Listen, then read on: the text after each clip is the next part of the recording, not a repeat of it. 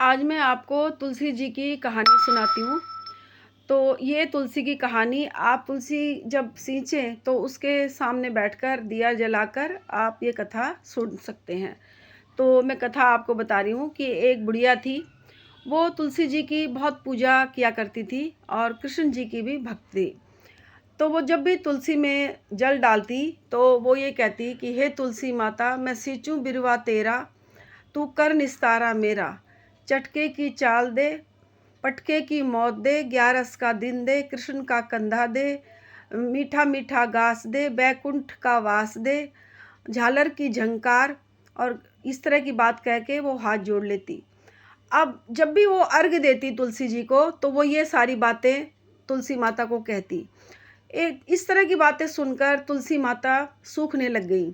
तो श्री कृष्ण भगवान ने तुलसी जी से पूछा कि हे तुलसी, आप इतनी कमज़ोर क्यों होती जा रही हो? तो तुलसी जी ने कहा कि हे प्रभु, एक आपकी भक्तन, एक मतलब हमारी भक्तन आती है और वो ये कहती है कि मीठा मीठा घास दे, बैकुंठ का वास दे, झालर की झंकार। ये सब चीज़ें तो मैं दे दूंगी, लेकिन मैं कृष्ण का कंधा कहाँ से लाऊंगी?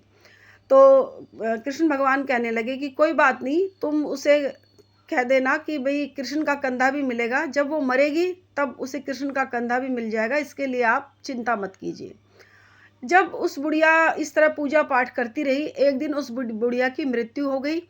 तो वो बुढ़िया इतनी भारी हो गई कि वो जब उसको ले जाने के लिए सारे गांव वाले लोग, जब ये रिश्तेदार उनके उठाने लगे तो बुढ़िया किसी से उठी नहीं।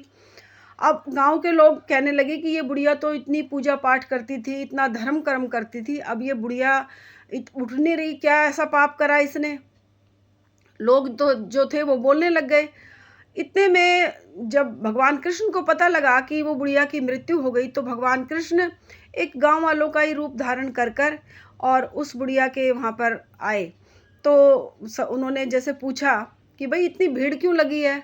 तो एक व्यक्ति ने कहा कि ये बुढ़िया बहुत पूजा पाठ किया करती थी, लेकिन पता नहीं, हम तो सोचते थे कि ये बहुत धर्मात्मा है, लेकिन ये तो बड़ी पापीन है, क्योंकि इसमें तो इतना वजन हो गया, किसी से उठ ही नहीं रही। तो भगवान कृष्ण ने कहा कि अच्छा लाओ भाई, मैं भी उठा के देखता हूँ, मैं भी हाथ लगा के देखता हूँ। तब जब उस व्यक्ति ने उस बुढ़िया के कान में कहा कि बुढ़िया माई, अब अपने मन की निकाल ले, पीताम्बर की धोती ले, झालर की झंकार ले, मीठा मीठा घास ले, वैकुंठ का वास ले, दाल भात को जीम और कृष्ण का कंधा ले। अब ये सुनते ही बुढ़िया हल्की हो गई और भगवान उसे अपने कंधे पर उठाकर उसे वहाँ जाकर उसका दाह संस्कार किया। तो इस तरह से बुढ़िया की मुक्ति हो गई।